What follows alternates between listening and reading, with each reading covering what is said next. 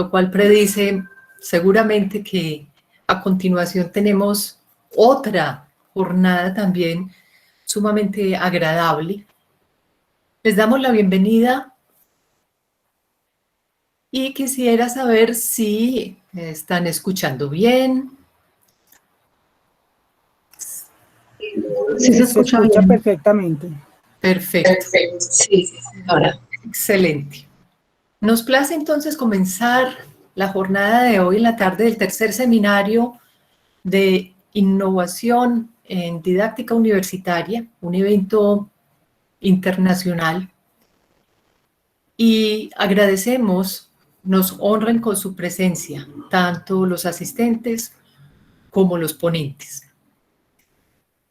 Es para mí un honor presentar al doctor Carlos Montoya, comunicador social, magíster en filosofía, PhD en educación y con un postdoctorado también en educación y comunicación rural. Ha tenido una amplia experiencia en todo lo que se trata de desarrollo y educación comunitaria y en formadores en la metodología Metalog. Hoy nos acompañará con su ponencia intitulada Factores de éxito y metodologías de un buen programa Blend. Doctor Carlos, gracias, bienvenido y adelante. Mónica, muchas gracias. Bueno, voy a empezar a compartir pantalla. Carlos, discúlpame un momento, porque creo que hay un asunto que es importante señalar. Hay momentos en los cuales la comunicación puede mejorarse si entramos con cámaras y micrófonos apagados, porque viene una gran afluencia de asistentes. Tendremos 25 a 30 minutos de ponencia y abrimos una discusión de 15 minutos con sus preguntas a través del chat. Muchas gracias. Adelante, Carlos. Muchas gracias. Bueno, voy a compartir con ustedes lo que ha sido no solamente mi trabajo de teórico y de investigación, sino algunas experiencias que a lo largo de poco más de 24, 25 años que he venido trabajando intermitentemente la formación híbrida o blended, pues he tenido. Lo primero que quiero compartir con ustedes, y para hacer precisiones, en algunas partes se plantea que el aprendizaje híbrido lo define la relación de sincronía o asincronía del aprendizaje, pero en realidad no. El aprendizaje híbrido originalmente lo definía la mezcla de estrategias presenciales, a distancia y virtuales. Y como entonces ustedes podrán adivinar, eso no es nada nuevo. Como les decía, yo llevo poco más de 23 años trabajando en este tema, así sea de manera intermitente, y ya desde antes se venía dando el desarrollo de estrategias virtuales, presenciales y a distancia.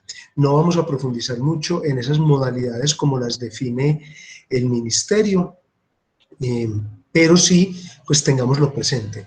La relación de sincronía y asincronía sí es relativamente nueva, porque anteriormente lo blended se usaba más como un apoyo a los procesos presenciales, mientras que esa relación sincrónica y asincrónica sí se está dando de una forma nueva. ¿Cuáles son las diferencias fundamentales con respecto al modelo tradicional de educación? Y por consiguiente, empezamos a ver factores de éxito. El primero tiene que ver con el currículo. Tradicionalmente se considera el currículo como un agregado de materias o un agregado de temas. Hay autores y prácticas mucho más avanzadas que inclusive consideran el currículo como todo un conjunto de recursos, circunstancias, que conforman todos estos elementos de aprendizaje del estudiante. Y el blended cae dentro de esto. Hay que entender que un buen programa de aprendizaje blended es ante todo sistémico y entiende el currículo como un sistema. Otro elemento importante que hay que entender con respecto al modelo Blended es que en términos de tiempo y de espacio considera también unas relaciones abiertas. En el currículo tradicional el tiempo está fijado en unos momentos de clase y unos momentos de práctica o unos momentos de tareas del estudiante. En términos de aprendizaje Blended, el tiempo se rompe completamente y de igual manera se rompe el espacio. Ya no son los salones, los laboratorios, el lugar de práctica, sino que se aprende en cualquier momento y en cualquier lugar. Citando al profesor Giovanni Cardona, el aprendizaje se convierte en un proceso continuo en ambientes, espacios y tiempos discontinuos. El papel de los recursos también se transforma. Anteriormente, y eso ya toca de forma directa el propósito de este seminario, anteriormente se entendía la didáctica como un tecné, como una serie de recursos que mejoraban la instrucción. Pero hoy en día, siguiendo la visión más abierta y contemporánea de la didáctica, ya lo que pensamos es en herramientas que transforman los procesos de aprendizaje de los estudiantes. Y esto también transforma considerablemente el papel del docente, en el que antes era un dictador de clase y era el dictador del salón. Y hoy en día es más un diseñador, acompañador, suscitador, estimulador de experiencias de aprendizaje. En cierto modo, inclusive es un inspirador, más que un simple entregador de contenidos. Otro elemento importante es el papel del estudiante. Si cambia todos los anteriores enfoques, el papel del estudiante tiene que cambiar.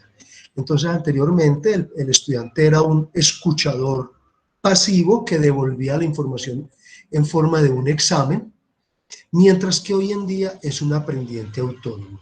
Y surge la figura de estudiante prosumidor. ¿Qué es un prosumidor? Es aquel que produce, genera o construye lo que consume.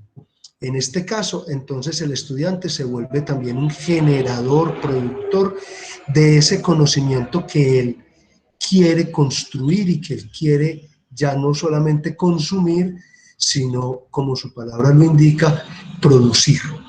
Entonces, el aprendiente se vuelve mucho más activo.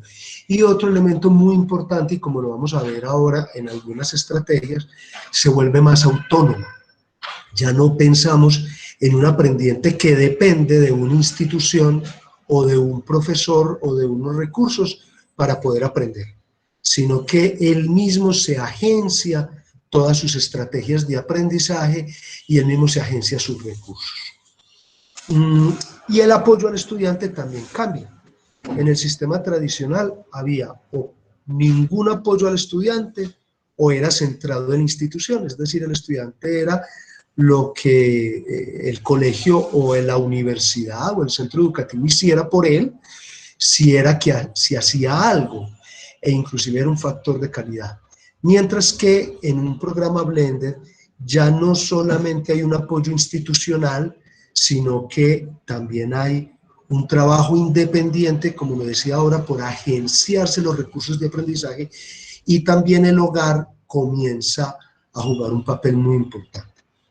Aquí entonces, lo que vemos hasta acá, diríamos, bueno, pero no es nada nuevo, en realidad no, pero sí está cogiendo inusitada importancia a la luz de toda esta coyuntura que estamos viviendo, que, como lo dicen muchos analistas, lo único que hizo fue acelerar aquello que se venía.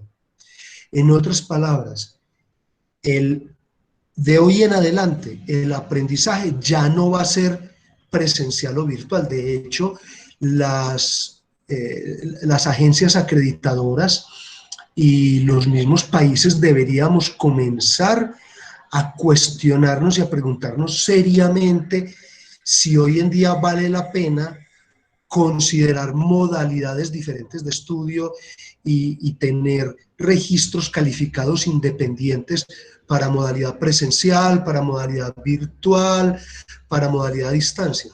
Y no más bien considerar que ya de ahora en adelante lo que vamos a tener es un gran universo blended. Y esa es la importancia que toma esta estrategia hoy en día, porque a pesar de que es muy antigua, solo hasta ahora es que estamos comenzando como a preguntarnos por ella de una manera mucho más profunda. También, para terminar con las diferencias entre uno y otro, es la parte de proporción docente-estudiante. Anteriormente, la proporción docente-estudiantes estaba determinada o por finalidades o posibilidades pedagógicas, y en ese sentido se planteaba que por cada docente el ideal es que no hubiera más de 30 estudiantes, preferiblemente 28 en términos pedagógicos, o bien en términos arquitectónicos lo que cupiera en un salón, considerando que cada estudiante necesitaba aproximadamente entre 1 metro y 1,5 metros cuadrado de espacio de aprendizaje. Pero en la modalidad blended esto ya se rompe completamente, y como vamos a ver, hay unos modelos de mesa de ayuda que casi que ponen la relación maestro-estudiantes, yo no diría que infinita, pero sí la amplía considerablemente, sin ir en detrimento de la calidad y sin ir en detrimento del mismo profesor, que era la preocupación anterior. Los modelos más comunes, al tiempo de hablar de los modelos, voy a dar algunos ejemplos en los que he participado o de los que me he enterado. Y algo muy importante, estos modelos son los más comunes hoy en día, pero como les decía ahora, es un mundo que apenas se está volviendo a explorar. Entonces seguramente de aquí van a surgir muchos más modelos y estamos todavía por construir mucho. Entonces aquí también hay una gran oportunidad en términos de desarrollo y de investigación, tanto en aula como investigación de campo. El primer modelo que podemos llamar es el sincrónico aumentado, y es en el que el blended, el modelo blended se usa como anteriormente, que era un recurso de aula. El ejemplo que les estoy mostrando acá es uno que conocí ahora en diciembre en el Congreso Internacional de Innovación Educativa en Monterrey, México. Los colegas nos mostraron un desarrollo que ellos hicieron en el que el estudiante puede pasar por casas de diferentes estratos. Allá como acá se divide en 6 estratos. Entonces el estudiante puede escoger una casa de cualquier estrato con realidad aumentada, ingresa a la casa, él está como en un barriecito donde hay casas de todo tipo, ingresa a la casa y puede recorrer la casa, y a medida que va recorriendo, él va observando letreros, material que le va dando información, o él puede activar cierta información que requiera, tanto auditiva como visual. Lo interesante de esta herramienta es que la desarrollaron entre diferentes facultades y la utilizan varias facultades, como por ejemplo arquitectura, urbanística, salud pública, trabajo social, sociología, antropología. Entonces, esto generó una ventaja, y es que el costo por estudiante se redujo significativamente. No es lo mismo que la Facultad de Arquitectura dijera, bueno, vamos a hacer esto, a que 5 o 6 facultades y unos 7, 10 programas dijeran, vamos a desarrollarlo en conjunto, y lo otro, entonces ya cada profesor desarrolla sus propias actividades. ¿Esto qué genera? Primero, ventajas de tiempo.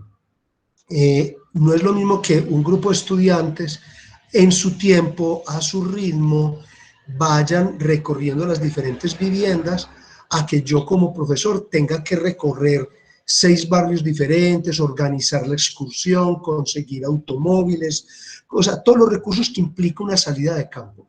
Esto no solamente ahorra eso, sino que le permite al estudiante regresar de manera permanente sobre aquellos elementos que le llamaron la atención o sobre aquellos que tiene que trabajar. Entonces, en tiempos de ahorro de tiempo, de recursos, es muy importante.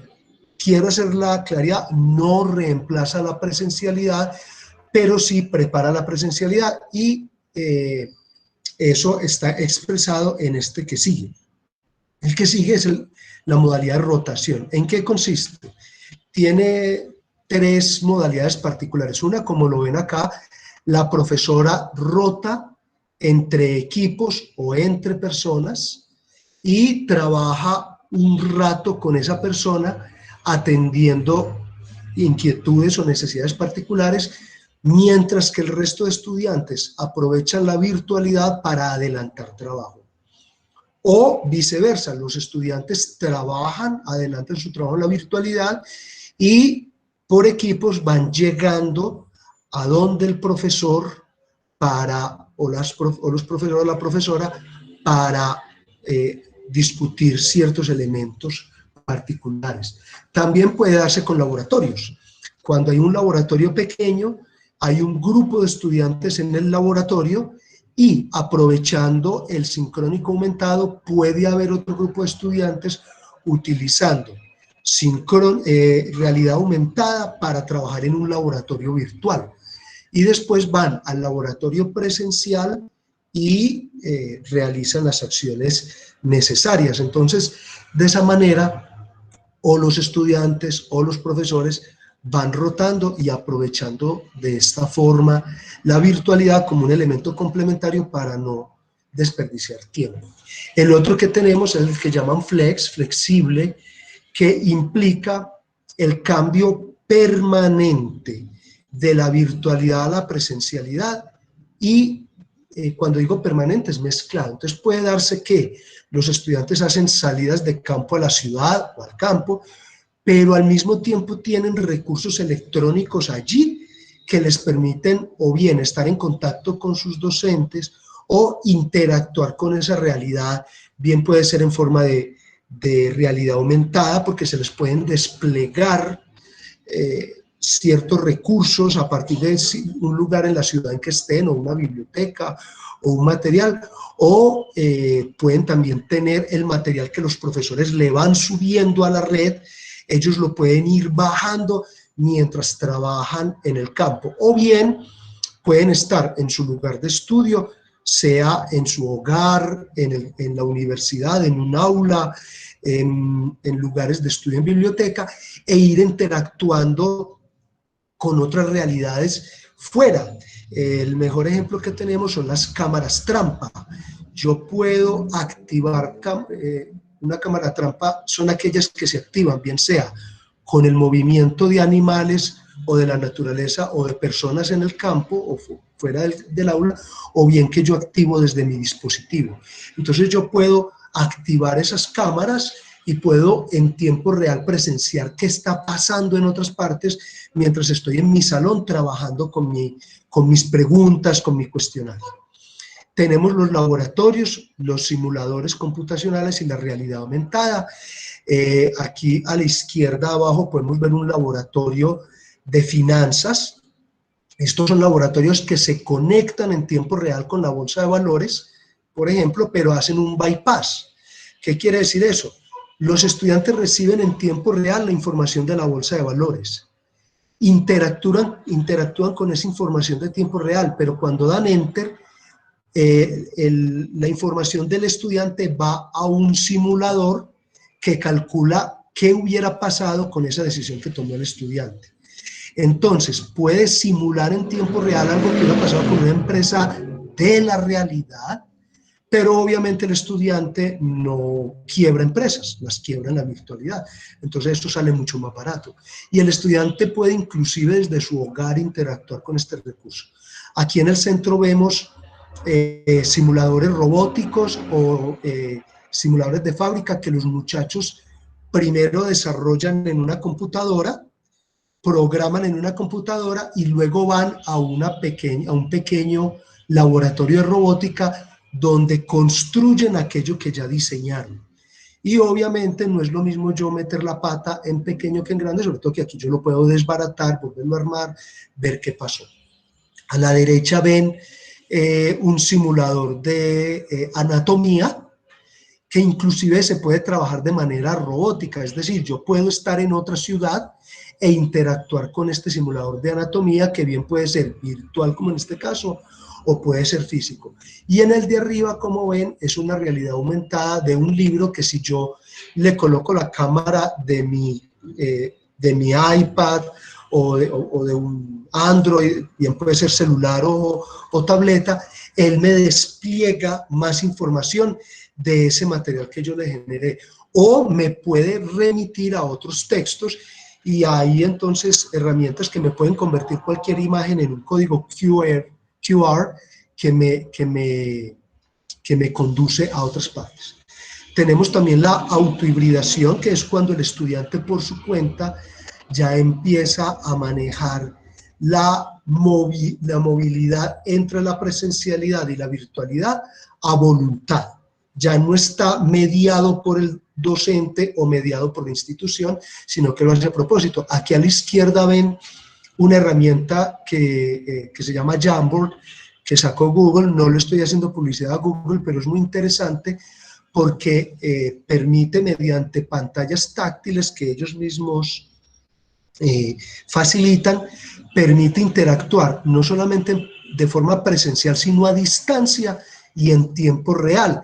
Entonces, bien sea equipos de estudiantes o un docente con clases, puede manipular diferentes pantallas táctiles, o los estudiantes desde sus pantallas táctiles, que bien sea tabletas o celulares, pueden también manipular la información, subir y bajar material, subir videos, etcétera, y pueden construir lienzos, diferentes canvas, en los que construyen mediante visual thinking o pensamiento visual, van construyendo redes de conocimiento y aprendizaje. En la mano derecha pueden ver una teleconferencia tradicional, que también los estudiantes la pueden realizar o con sus docentes o entre ellos. ¿Esto qué nos permite? Nos permite también, como lo hemos trabajado, esto ya lo trabajábamos, inclusive yo lo trabajaba hace ya 15 años, 17 años lo trabajábamos con universidades de fuera del país y de varios países, en los que combinábamos interacción de estudiantes de otros países con estudiantes locales, y hacíamos equipos internacionales para que ellos resolvieran problemas internacionales a distancia, y después los juntábamos de manera presencial para que interactuaran entre ellos. Entonces, no es lo mismo yo tener que hacer una pasantía internacional de 3-4 meses que hacerla de 2 o 3 semanas, pero durante 4 meses trabajar de forma virtual. Esto nos permitió abaratar costos y permitir que estudiantes que no tenían recursos para una pasantía internacional pudiesen realizar esa pasantía internacional, así fuera más corta, pero interactuar durante mucho tiempo con compañeros y profesores internacionales, incluso de universidades de varios países, al mismo tiempo después encontrarse con ellos en una forma concentrada y terminar su pasantía, e inclusive viajar, pero como nosotros teníamos, digamos, recursos limitados, podíamos darle más acceso a muchos estudiantes para que fueran 3 semanas. Entonces, el dinero, en vez de enviar 5 estudiantes 4 meses, nosotros con ese dinero que teníamos podíamos enviar a 20 estudiantes 3 semanas, y podíamos democratizar de esa manera la posibilidad de unas pasantías internacionales. Y finalmente tenemos la modalidad de mesas de ayuda, en la que monitores o profesores, inclusive profesores de manera colegiada, bien sea de forma virtual o de forma presencial, acompañan a los estudiantes en la modalidad de rotación o en la modalidad de apoyo puntual. Entonces, nosotros podríamos tener un profesor titular y 2 o 3 profesores, es la modalidad que llamamos co-teaching o docencia colegiada. Entonces, un profesor se podía hacer cargo de un par de semanas y los otros 2 o 3 colegas estar en la mesa de ayuda apoyando. Y así se van rotando durante las 15, 16 semanas que duraba el semestre. Entonces, yo me concentraba 2 semanas con mis estudiantes, pero ellos sabían que tenían a otros 2 profesores en la mesa de ayuda y que tenían también 2 o 3 monitores, a veces estudiantes de doctorado, estudiantes de maestría o estudiantes destacados del curso, que trabajaban acompañándolos, bien sea dentro de la hora de clase u horario extraclase. Aquí, como vemos en todo esto, lo importante es el aprendizaje, no tanto que es todo el contenido que yo tenga que llenar, no es todo el tiempo que yo tenga que cumplir, inclusive en todas estas herramientas termina extendiéndose el tiempo de aprendizaje. Y algo muy importante también es que todas estas herramientas también facilitan no solamente que el estudiante estudie todo el tiempo, sino la transversalización curricular. Esta es una forma excelente de transversalizar curricularmente diferentes disciplinas y lograr lo que un colega colombiano llamaba como la indisciplina. Él decía, la multidisciplinariedad implica que hay muchas disciplinas, pero que ninguna se toca. La interdisciplinariedad implica que unas disciplinas se meten en otras, pero no necesariamente a la inversa. Pero la indisciplinariedad implica que todas las disciplinas nos tenemos que involucrar unas con otras, afectarnos mutuamente y de esa manera comprender el conocimiento de una manera integral e integrada y el aprendizaje como un proceso holístico. Factores de éxito, definitivamente hay que hacer una transformación, pero algo muy importante, y en esto quiero hacer énfasis, no tenemos que esperar a hacer la transformación para comenzar nuestros programas Blended. Nosotros podemos hacerlo en pequeñito. De hecho, el programa Blended nos va conduciendo a la transformación. También muy importante, la transformación tiene que ser integral. Nosotros no podemos pretender que se transforme el docente, pero no el estudiante, o que se transforme el docente y el estudiante, pero no la administración, o que se transforme la institución, pero no el mundo del trabajo, porque lo blended también facilita, por ejemplo, la inclusión de las empresas en el proceso del aprendizaje. Entonces yo ya puedo tener a estudiantes moviéndose de manera indistinta, flexible, de la empresa al aula, del aula a su casa, de su casa a la ciudad, etcétera. Yo puedo generar un movimiento completamente flexible, pero eso implica una transformación del currículo. El currículo ya no puede ser un agregado de temas por el cual yo estoy angustiado que tengo que llenar estos temas este semestre antes de que se acabe. No, yo tengo que pensar en un perfil de salida y considerar cómo todo el currículo, todos estos recursos tributan y apuntan a ese perfil de salida y cómo los pongo a interactuar entre ellos.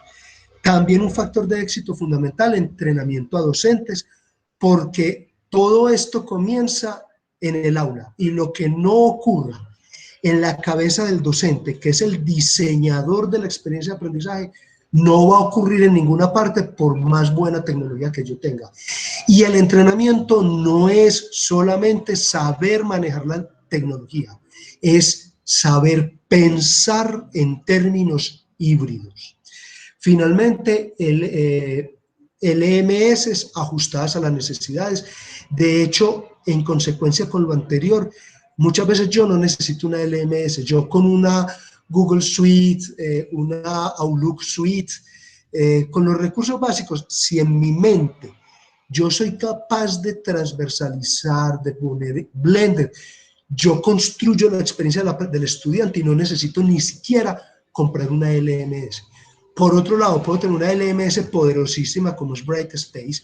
Yo he trabajado con Brightspace y créanme que eso es el Ferrari de las LMS, pero si en la cabeza del docente no sucede todo esto, Brightspace se vuelve un repositorio de contenidos y un repositorio de calificaciones.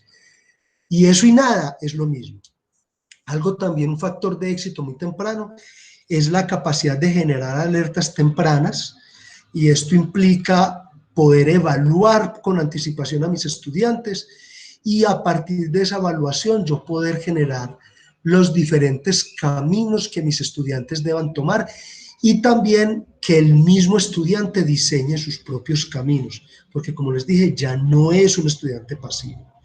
Finalmente, las nivelaciones permanentes son fundamentales. Aquí implica un fuerte trabajo por parte del estudiante, del hogar, de la institución, y otro factor de éxito que hemos descubierto son las mesas de ayuda. Sobre todo, entre más virtual se vuelva el contenido, más crucial es la sensación de contacto, tanto personal como institucional, que requiere el estudiante. Yo he trabajado mucho tiempo también, no solo programas blended, sino programas virtuales, y un factor de protección frente a la deserción es la sensación de acompañamiento que tenga el estudiante. Y no es que me tenga a mí supervisándolo y mirando que si esté 8 horas sentado ahí, no. Es que el estudiante sienta que su docente, que su institución, que sus compañeros se preocupan por él y que están ahí para acompañarlo y para apoyarlo, pero que también el estudiante sienta que su presencia es fundamental para el éxito de otros compañeros. Estas, colegas, a grandes rasgos, es los factores de éxito y las metodologías principales de un buen programa híbrido o blended. Muchas gracias y abro espacio para preguntas y respuestas. Profesor Carlos, muchísimas gracias. Una intervención sumamente interesante, complementa estratégicamente, diría yo, varios de los temas que se trataron hoy en la mañana.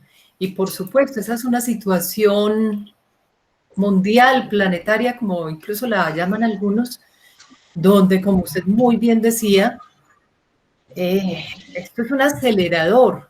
Los de áreas biológicas diríamos un catalizador de reacciones. Que sí, correcto. Esto se venía presentando y ya, fue el momento para hacerlo, y eso yo lo considero positivo. Nos puso a pensar más rápido, a ser más y mejores estrategas y a poder compartir estos otros espacios, ya sea totalmente virtuales o en algunos casos pues de una tipología blended, combinadas con estas opciones que das de lo sincrónico, el de rotación, estas otras realidades, los simuladores que particularmente en mi área de fisiología tienen muy buena aplicación, mesas de ayuda, es decir, también se está abriendo otra tipología de comunidades académicas. Tenemos una pregunta del señor Alexander Ramírez Salazar. Dice: muy buenas tardes, Carlos. ¿Cuántos grupos y cuántos estudiantes maneja su merced? Bueno, en este momento tengo 3 grupos. Bueno, voy a arrancar con 3 grupos y aproximadamente voy a tener unos 50 estudiantes. Sin embargo, el año pasado tuve un grupo con 100 estudiantes. Por ejemplo, tuve un grupo con 100 estudiantes, pero, de nuevo, ¿qué hicimos? Ese grupo lo afrontamos de manera colegiada. Entonces, y aplicamos diferentes estrategias de este tipo, como es rotación, como es acompañamiento a diferentes horas. Aquí también se rompen las horas, ya no es que la clase es de 8 de la mañana a 10 de la mañana. Entonces, nosotros ¿qué hicimos? Estoy hablando de 2 instituciones diferentes. En la institución anterior, que era la Universidad Ceipa, lo que hicimos fue bloques de 4 horas. Bloques de 4 horas para acompañamiento directo, pero allí no terminaba el aprendizaje del estudiante. Entonces, yo tenía en esos bloques de 4 horas, yo podía diversificar mis estrategias, pero el estudiante sabía que en esas 4 horas él tenía que estar disponible todo el tiempo. Y lo mismo el docente. Y después el estudiante se llevaba trabajo para su casa o para su trabajo, y de esa manera íbamos mezclando estrategias. Entonces, sí, en el año pasado tuvimos, inclusive llegamos a tener grupos de 120 estudiantes, pero que se trabajaban de manera colegiada entre 3 docentes, lo cual nos daba una razón aproximadamente de un docente por 40 estudiantes. En el pasado también he trabajado el ideal de un docente por 28 estudiantes, inclusive un docente por 28 estudiantes de forma colegiada. Eso es soñado, ¿verdad? Y he trabajado un docente por 28 estudiantes con asistente, que yo tenía mi asistente, además lo trabajaba colegiado, en fin, eso, pero digamos que la forma más extrema que he trabajado es yo solo, digamos, en solitario, yo solo con 60 estudiantes. Es la forma más extrema que he trabajado. Carlos, tenemos 4 minutos antes de entrar a la próxima conferencia, pero hay 2 preguntas que yo creo que puedo fusionar en una. Sí. Antonio Sequeira y Mónica Andrea Agudelo. Y se refiere a la forma en que se puede aumentar la eficiencia de los participantes, ya como individuos, la acción, el rol y el aporte del docente, como también ese número de estudiantes y ya con referencia a la calidad personalizada de la educación. ¿Qué nos podrías decir? Y con mucho pesar, pero te doy 2 minutos para la respuesta. Yo creo que Mónica me escucha decir esto: el infierno de los docentes debe ser así. Uno llega al infierno y el diablo le dice: de este tema que te gusta tanto hablar, tenés 2 minutos. Perfecto, entonces, nos dejas antojados. Bueno, lo primero, como les decía, esto requiere una transformación en el papel del estudiante. El estudiante no puede seguir siendo un sujeto pasivo que se sienta allí a decirle al docente: tíreme material, yo estudio y presento un examen. Tiene que ser un protagonista apropiado, comprometido y entusiasmado con su propio aprendizaje. Y el docente tiene que ser un estimulador de esa pasión del estudiante, porque también cuando el docente se vuelve el dictador de clase, mata esa pasión. En la medida en que nosotros logremos eso, y en la medida en que el docente sea un apasionado, porque yo siempre he dicho, el mejor recurso didáctico es el docente, y el mejor recurso didáctico del docente es su pasión. Y si el docente se apasiona y contagia esa pasión, el resto es carpintería, eso se va solito. Esa sería la respuesta más corta que te podría dar. Ya la otra son más técnicas y de eso hablamos después. De todos modos, quedamos con tu contacto, invitamos a los asistentes al doctor, que es un experto realmente. Y sí, como dijo Jorge Luis Borges, lo importante es contagiar el amor por la enseñanza. Carlos, muchas gracias. Asistentes muy amables, bienvenidos siempre. Gracias. La Nacional es tu casa. Muchas gracias a todos ustedes.